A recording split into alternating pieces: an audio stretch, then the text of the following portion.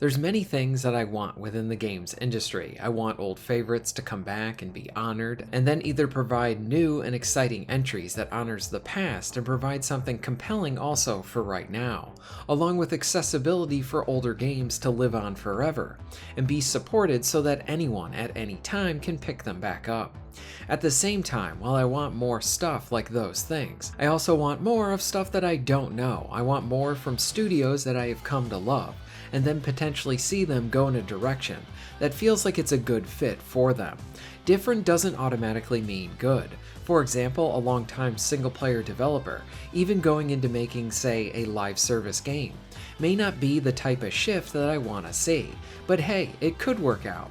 But a long-time single-player developer that then makes a new single-player game in a new setting, gameplay style and all of that, well then at that point I think that's more of a calculated risk that could be exactly what they need, or even what we fans desire. There is a joy as a fan seeing a studio you have come to respect and root for, then find a new way to kind of impress you. That for me is what I saw with Atomfall from Rebellion.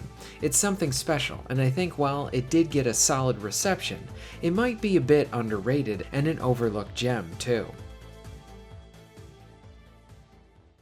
While it might seem a bit silly to sort of bring up something I have talked about before, especially as it pertains to something like Atomfall, but sometimes, especially when you are in this position like I am, with a fun hobby like YouTube, with an awesome viewer like you taking the time to watch and listen, you feel compelled to talk about something. You see or think about something and find yourself sort of just going down this internal rabbit hole as you mentally explore that idea, or just enjoyed it. All of this relates to Atomfall, especially why? Because I see the aftermath of this title of sorts. It seems to have done fairly well. They highlighted their player count numbers, and how I think this could have been one of Rebellion's biggest, if not biggest, launches that they've had.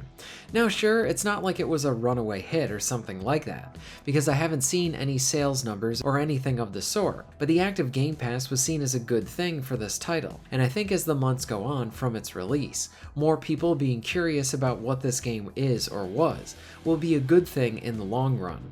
I think Atomfall has lasting power.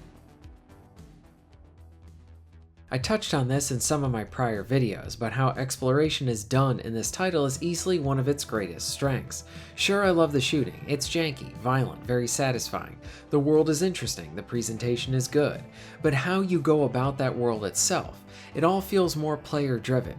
Yes, you are like, I wonder what's over there, but at the same time, that is how much of the quests or leads can be done in this game. That sense of wonder where you are on your own, surviving with that limited inventory space, trying to balance being ready for an unexpected fight or encounter, while also having room to potentially pick up and take something back with you that was worthwhile. How do you find the balance between that? Some of that just comes down to player preference. Take off many of the guidance indicators and now you are left alone in this world, and then trying to navigate a map where you actually need to use the coordinates to get to places. Now sure, you can put some of the assistance options on if you want. Both ways will give you that sense of immersion and player discovery. Exploration is personal, not too big where it feels overwhelming, but not too small where you wish the game was a bit bigger. This feels like Atomfall has an area to play within that is worthwhile. At the same time, you do wonder what could be improved and elaborated on in a potential sequel or successor. The easy way to sell this game is be like it's British Fallout, but that would also be underselling the game at the same time. Know that this is a title that makes the player feel like their choices matter, from the dialogue options to how you navigate the world. Is it perfect? No, not really. Is it something that is very enjoyable? For sure. And most importantly, it stays with you. And it's something that deserves even more eyes on it. 2025 was an interesting year for the likes of Rebellion. They had two big releases. When looking at them, you had the likes of Sniper Elite Resistance. This was looked at as a big full-blown expansion to Sniper Elite 5. After playing it, I can easily say that while I really enjoyed it a lot, it's a very fun game. It was more of the same from the studio.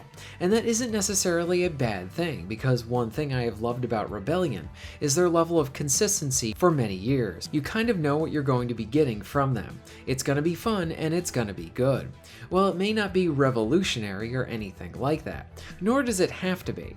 They are reliable and talented game makers. So when looking at something like Sniper Elite Resistance, we see something that is very much playing it safe. It had some flaws for sure, but overall a fun title for me.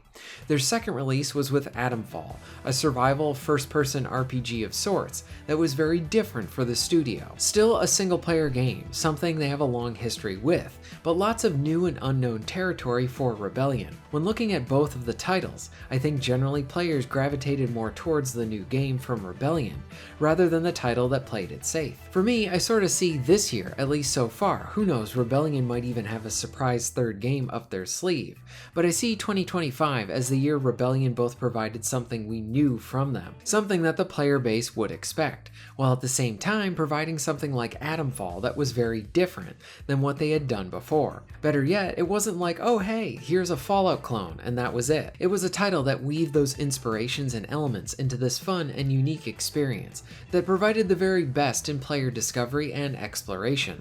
It's tight, focused, and absolutely compelling. It's not a bloated game, nor is it completely narrow or being a very on-rails experience. It's a player-driven experience, with plenty of room to maneuver in interesting ways. Atomfall is a title that even with the solid ratings that it received, it's a game that still deserves more attention. I think it released, had some time in the sun, but then with the sheer amount of quality titles released in the last few months, Atomfall may have gotten lost in the shuffle a bit. As someone who likes to prop up games, especially like this, well, I didn't need much of an excuse to talk about Atomfall again here. It's a heck of a ride, a worthy journey, a game worth spending your time with, especially if you're itching for that I wonder what's over here type of gameplay, or seeing how things weave together in this world. I hope that the gameplay style of Atomfall continues, with either a sequel or something else from Rebellion. They are onto something special here with this. It was a smart move on their part to stretch their legs and expand themselves in this way. In some ways, I feel like Rebellion is almost like a sports team. I'm rooting for them.